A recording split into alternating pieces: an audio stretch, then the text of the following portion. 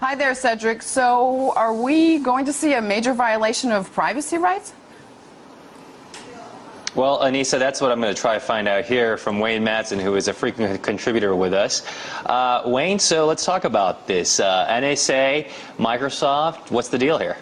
Well, it's really nothing new. We've seen deals made between the National Security Agency and Microsoft in the past. As a matter of fact, for a number of years, there has been a Microsoft liaison office at the National Security Agency to serve this cooperation that goes on. We're talking about Windows 7 now, but back when Windows 95 came out and Windows NT, there was a lot of talk that there was an NSA backdoor for the use of cryptography to encrypt things like email, for example, in what's known as a cryptographic application program interface. Now, NSA and Microsoft denied there was anything involved with either Windows 95 or Windows NT and this backdoor, except when somebody looked at the code written by the Microsoft programmer, lo and behold, that program interface was called NSA key. Microsoft tried to explain it and said, well, that was because we intended to use it for an NSA application. Well, they basically admitted that that kind of negotiation and whatnot was going on. But it's nothing new that we're hearing information about deals being made to allow NSA an easier time at reading email and tracking people's surfing habits on the internet. Okay, well, then that brings up another point. You know, when the layperson at home hears about the national security, the NSA, dealing with a company like Microsoft where they have an operating system installed on the computer from Microsoft, then all of a sudden the questions of privacy start popping up, too. Are these legitimate questions of privacy?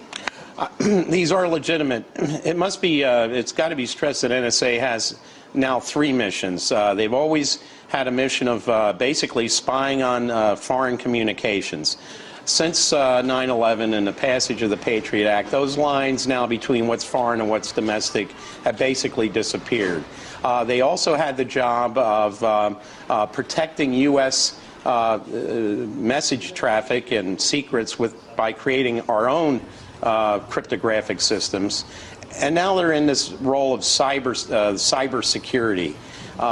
Now, the question is, what constitutes protective information security, or what they call defensive information warfare operations?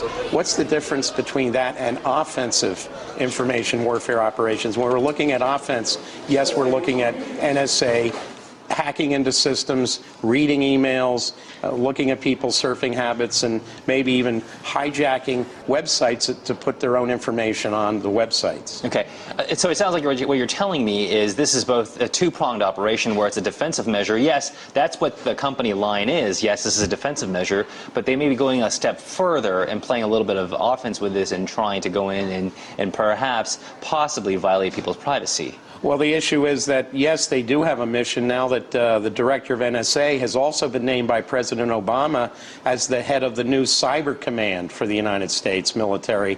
Absolutely, this is going to be a huge operation by NSA to do this type of thing. Okay, well, Anissa, you heard that right here from Wayne Madsen that this sounds like this is more than just a defensive measure for between the NSA and Microsoft. In the meantime, we'll go ahead and send it back to you there in Moscow. All right, Cedric Moon breaking it down for us with our contributor Wayne Madsen in Washington. Thanks for that.